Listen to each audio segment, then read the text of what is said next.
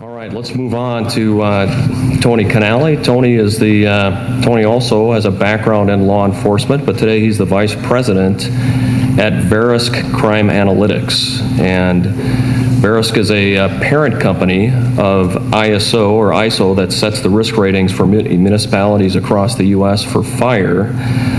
And we'll be interested to hear from Tony as he talks about what that might mean in establishing a crime rating for jurisdictions as well. Tony is also a PPVAR board member, has been active with our organization. And Tony, thank you for taking the time to be with us today. So first, representing Verisk and your understanding, your involvement with PPVAR, what do you see as the synergies between the organizations? Well, a little background first on Verisk ISO. We at the core are an actuarial, a large actuarial firm that basically every insurance and reinsurance company in the world have touch points with Verisk. Verisk measures weather, catastrophic events, property and casualty claims, actuarial products, insurance forms, and community rating. Those are just a few things that we do. So we take what we know as big data and we mash it up, and we create touch points to allow businesses to understand what their risk metrics are and what that means to them, and how they can change and improve their business outcomes. Okay. Excellent. So given that, what would you see as some of the opportunity then in the two organizations working together? Yeah, so we have we talk about alarms and video verified response and what alarms mean to your clients. And we have boxes on insurance forms that do you have an alarm, yes or no, and you get a 10% discount.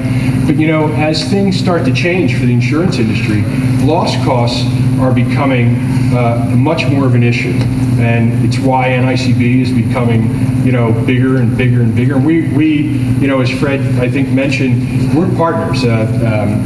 A lot of the information that NICB gets and reacts on comes from the aggregation of Verisk data.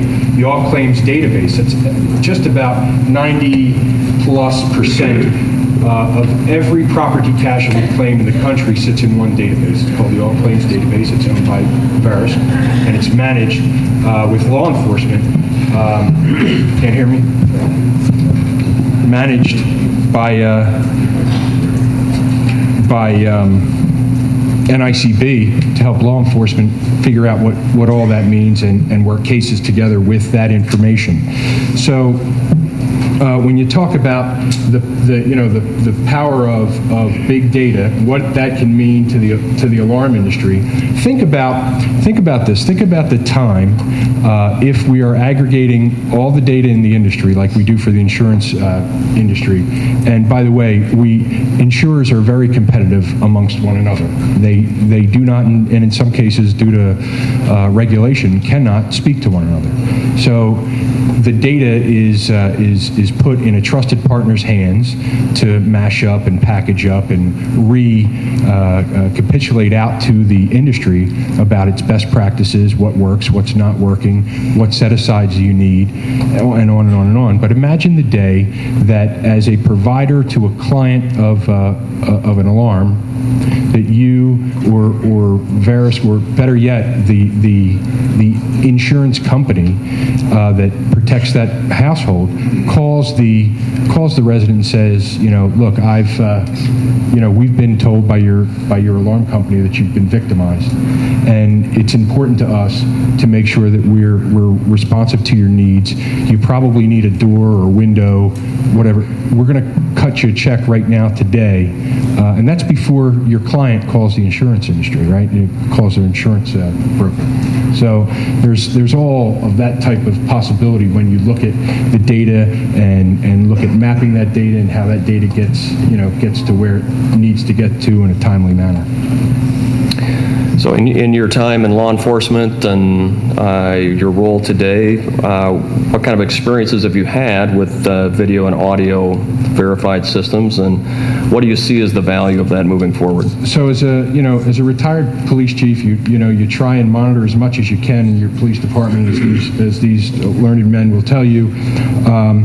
And interestingly enough, I did not have the opportunity to have any video verified alarms. 2 years ago, I think it was still in its infancy. So from my perspective, it was Sonatrol, and I don't know whether I'm allowed to say the name, but it was Sonatrol. And when you got a Sonatrol alarm, and the Sonatrol dispatchers were giving you blow by blow about what was going on in that particular business, you heard that complacency go away in the response of the officers, even on their when they were on the radio, going back to the PSAP center saying that they were responding. So it kind of takes away the complacency. And when you take a look at the alarm industry today, at least from my point of view, there's kind of three segments, right? There's remote guard monitoring, there is video verified, and then there's your traditional alarm. And each of them will have certain data points that can be put together and mashed up into into something that we can almost mimic the ISO community score for fire, right? And I think the sheriff or any of the guys sitting here on the panel that have had to speak in front of their city councils and during budgetary processes, you go, let's say, after the fire chief, and the fire chief goes up to the council and he says, I need a new fire truck, and I need a new fire station, and it's going to cost $2.7 million. And, council retorts back and says, well, what are we getting for that? How do we pay for that? And they say, well, look, our ISO score is going to do this, or it's going to do that, and that is a de facto tax break for every single home within our community. If we do this, we can expect the rate to do that, right? And that's how insurers use that formula to charge for homeowners insurance. So the police chief comes up next, and he says, look, I need 2 cars, 3 officers, and my PSAP needs 3 or 4 new pieces of equipment. And you know what the answer is? No. Why? Well, what's it going to do for us? How are we going to pay for this? So the true data is not there for them to give back. All right, excellent. Tony, thanks very much.